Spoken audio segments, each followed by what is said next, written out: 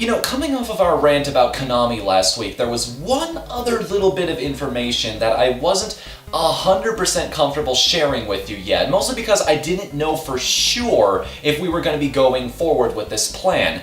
But this week, I do have official confirmation with the rest of the guys that yes, this is a thing that's going to be happening. So I would like to officially announce to each and every one of you that we at Team Pizza are founding Konami 2 Electric Boogaloo. The Revenge, Part 3, The Search for Curly's Gold, the movie, the game.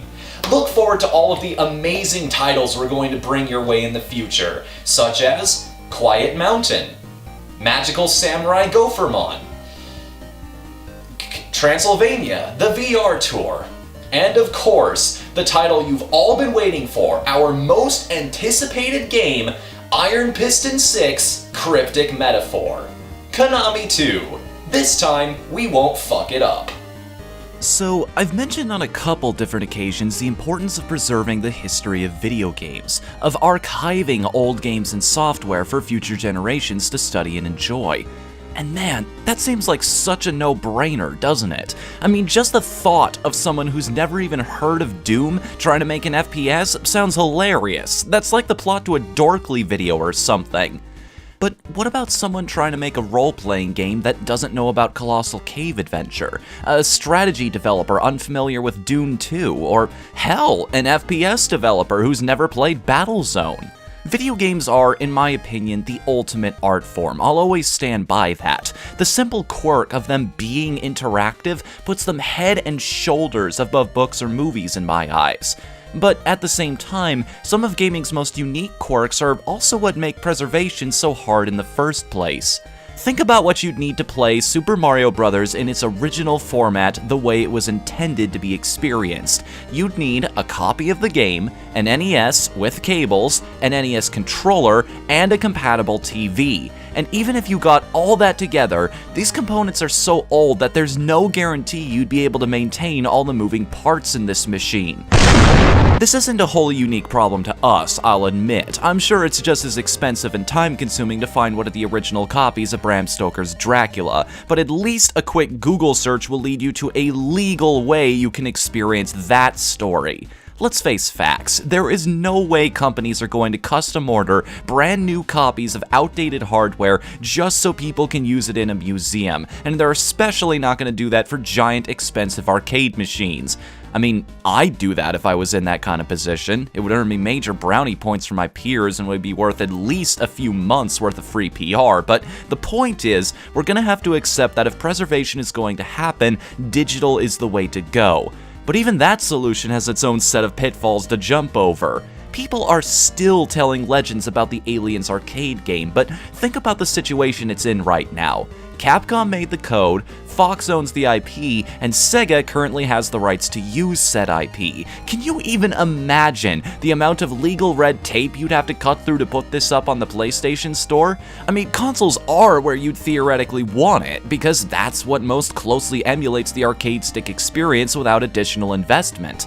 But even if you did, what's the point? You just have to go through it all again a decade from now when the industry decides to move to the next generation of hardware, because God forbid they even consider the idea of backwards compatibility for their own storefront. Even if it was on Steam and everybody theoretically owned the recommended gamepads to play it on, multiple ones no less to accommodate the multiplayer feature, who's to say it won't up and disappear one day like Deadpool or Marvel vs. Capcom 2?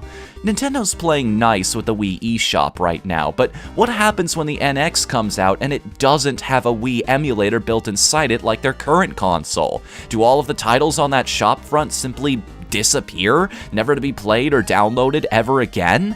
It's ironic, because theoretically, digital distribution should make the idea of not being able to play the game you want a moot point. You can't run out of downloads, you see. And yet, it seems to be where the fight for preservation is the hardest of all. Companies have consistently proven they're willing to say screw it to the notion of permanence in this medium, and pulled games from sale for every possible silly little reason they've deemed fit. Need I even remind you of PT? Oh, and let's not forget online multiplayer games that get their servers cut. Kinda sucks when that happens, doesn't it? But there is hope, right?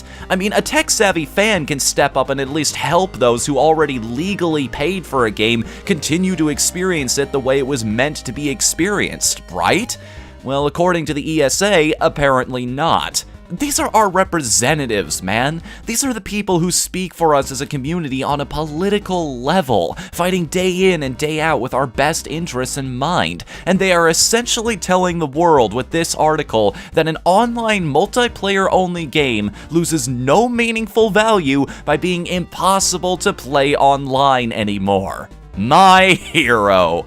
As you can probably tell by now, this is a particularly frustrating subject, partly because what makes us special in the first place also holds us back in some aspects, but also because, and I'm gonna be blunt about this, companies are stupid. Yet despite all of these trappings, some efforts have still been successful. Some people have managed to hold on to huge chunks of our history and make sure that the stories behind their creation can still be told. I'm gonna list off all the ones I know about here, so if you have any kind of interest in this subject, now you'll have plenty of examples of where this battle is actually being won. First and foremost, archive.org, aka the guys responsible for the Internet Arcade. I cannot recommend these guys enough. This is pretty much the only financially feasible way you're going to experience literally hundreds of different old school arcade games. They have pretty much everything from Afterburner and Altered Beast to Qbert, Gauntlet, Paperboy, and even Mappy. Seriously, you want to dive headfirst into a generation of gaming you knew nothing about as a kid, or just to play something you've never seen before? This is the place to go. Unseen64 is a site devoted to unfinished and cancelled games, going as far as to find leaked betas, search through promotional material and old documentation for more information about them, and even interview developers practically nobody has ever heard of to hear what making those games was like. They even have a YouTube channel now, which was made possible by all the cool dudes contributing to their Patreon right now. Speaking of which, $230 a month for the work these guys do is downright unfair. This is just $20 short of them being able to make a book about some of these games too, so come on guys, let's show some love, eh? IndieBox is a site devoted to creating physical versions of normally digital games like Freedom Planet, Rogue Legacy, and even Nuclear Throne. If the Steam crash over the past week has shown us anything, it's that the digital world is prone to failure, so when that failure does happen, it's nice to have a backup plan. Not to mention all those boxes also come with neat little extras like controllers, stickers, posters, so on and so forth. It's also only $20 a month, so hey, you got nothing to lose. You were gonna buy games anyway, right? And of course, when it comes to no-holds-barred gaming on PC, you can't get much better than DRM-free, which is why GOG deserves special mention here as well. But what about games that are already lost, or are so rare that buying them would set you back on rent for months? Well, there are plenty of sites out there that make reproduction carts for anything from Seiken Densetsu 3 and Sweet Home to the broadcast satellite Zelda games. And lastly, you normally wouldn't hear me promote emulators by their sheer nature, but if there is literally no way to give your money to the proper people for making a game anymore, go nuts. You hear that, publishers? I want to reward your developers for the work they've done. If you just give me the means to do so, I'll do it. So, do it! It's a scary prospect, the idea of losing a piece of gaming forever and never being able to experience it again. But the fact that so many people are stepping up to tackle the issue now is going to make a world of difference in the decades to come. After all, art, no matter what form it takes, is worth preserving. Because when we can better understand where we've come from, it makes it so much easier to figure out how to move forward. And thus begins a brand new year of exciting opportunities for each and every one of us. Looking forward to the future and back in the past, it reminds us all of how far we've actually come and how much potential we have left going forward.